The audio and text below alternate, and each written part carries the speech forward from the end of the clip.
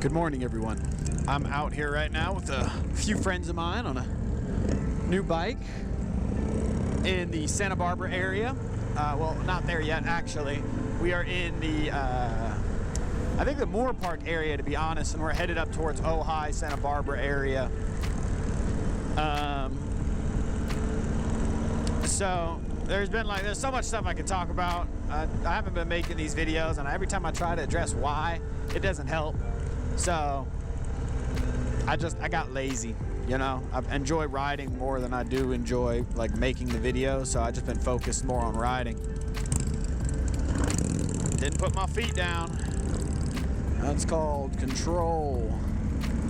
Anyways, so right now I don't know if I said it yet, but we're heading to breakfast, and I'm gonna have to close this up. Nah, not yet.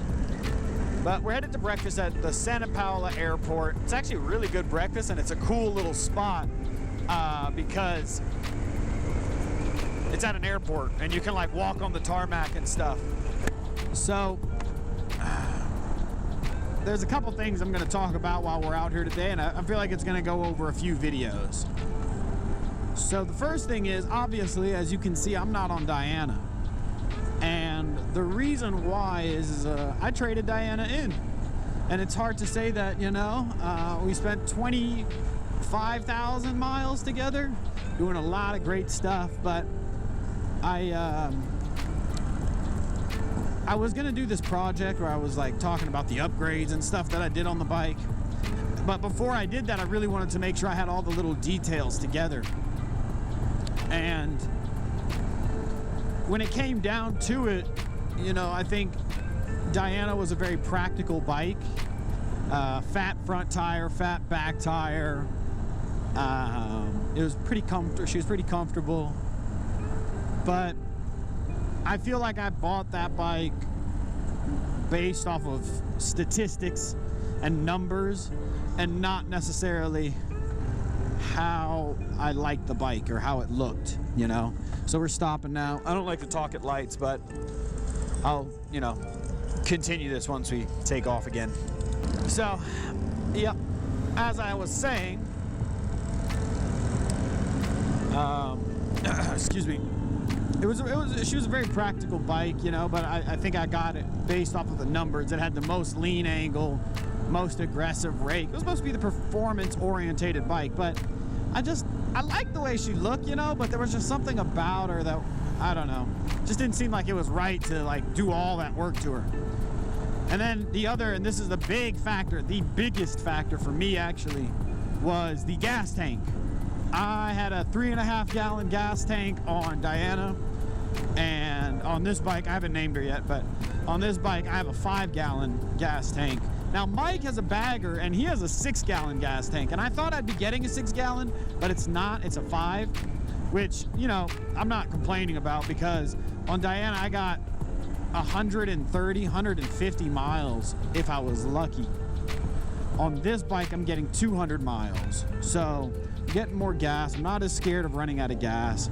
And then every time, oh shit, I got this, I don't have my cruise control anymore, so I've got this fake cruise control, and sometimes it does that. But I'm gonna try to cuss less, so we're gonna be focused on that. So if you hear me saying a lot of ums, it's how to properly, politely phrase what I'm trying to say. So yeah, the tank was much smaller, and I'm not complaining. I get much more gas mileage, so I'm very happy about that. And you know, a couple days before I got rid of Diana, really, I didn't run out of gas, but I came really close to running out of gas. So it was kind of like, you know, that was the last straw. So I traded Diana in. I went to Bartell's. They hooked me up. I got a pretty good deal. Working on. Now that's the thing is, you know, Diana was extremely custom. Well, not extremely custom, but I put a lot of parts and time and stuff into her, and I got very comfortable with that. For example, Diana had bags, and all my stuff was in my bags. And right now, because I don't have bags, I'm wearing a backpack. And I'll try to show you a little bit my water bottle. I don't want to put the water bottle in my backpack because it's a ridiculous amount. Ooh, God. Gotta focus. It's a ridiculous amount of weight to be in your back, you know, so I like to put it on the bike itself. So I strapped it down to my swing arm, which I'll show you here.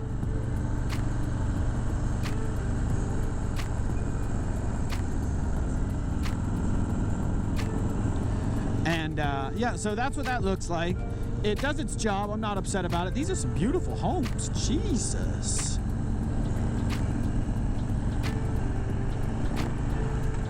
This is a nice area. Wow, look at that garage, yo. So, anyways, as I was saying, Diana is much more, wow. I like these houses. These are really nice. But, yeah, as I was saying, sorry. Diana, she was really set up to do the type of riding that I do. You know, the suspension was set to my liking. I was used to it. The bags, like I was saying, had all my helmet cleaning gear, extra water, gloves, sweater, stuff like this. I can't tell if we're about to make a right up ahead or not.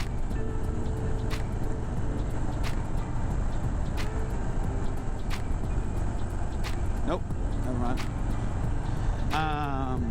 Anyways, yeah, so I had all that stuff, and on this bike, you know, this bike's pretty bone stock. I didn't start filming videos. I've had this bike for about 2 weeks now, and I've put, I think, 1,079 miles on it. I did 1,000 miles over the last weekend, so this is my next ride here. Probably gonna do another 300 today, just to let you know. But as I was saying, it's very, very stock. So I didn't film any of the stuff when it was like purely stock. So just to let you know the upgrades I have right now, I have my grips from my last bike. I really do like these grips. I think they feel great, and they look pretty good too. And a seat. Now it's not the same exact seat, neither are the grips, but same company and same brand, you could say, of grips and seat. And so far that's the only thing. Now the stock seat on this bike is quite nice. It's all right. You know, it doesn't have a passenger seat, which I don't like, because A, I can't take my girlfriend, and B, I don't have any back support, and I needed that back support. So I don't know, really, I'm gonna just kind of try to keep you guys updated as these videos or as parts get added to the bike. I'm going to T-bars and stuff, got a whole plan. But yeah, I mean, I'm still thinking about a name for the bike. To give you some information on the bike, it is a 2020 Lowrider S. My first motorcycle was a 2017, or yeah, it was a 2017 Lowrider. And I was a little scared about getting the Lowrider S when it was out, but then as a Dyna, because it just had a lot of power, and I felt like I wasn't ready for that, which is weird because Diana had more power than that bike. But this bike is, it has the same engine as my bike, it has the same rake, a little bit less lean angle, but it feels faster, it feels more powerful, it feels like it handles better. So there's a lot of differences between that bike and this bike. The main being the gas mileage, I think, the way it handles, and obviously the look of it. I feel like this is more of a classic Harley look. So yeah,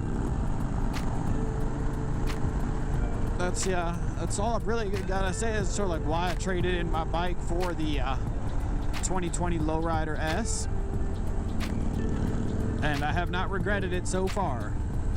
Another thing I do like about my bike is on Diana I only had one gauge, and my first bike, as I was saying, was the Lowrider, and the Lowrider had the 2 gauges. So I'm kind of a fan of that 2 gauge look, and I'm really happy that I have it here. But I don't know, I can't see. I have to keep looking down, which is annoying.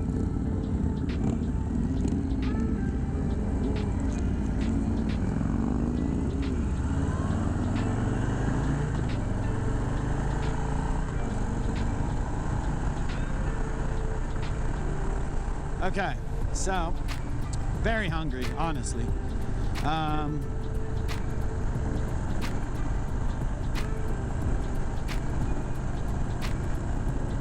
not sure what type of ride we're gonna hit here. Before this turns and twists get too serious, thanks for watching.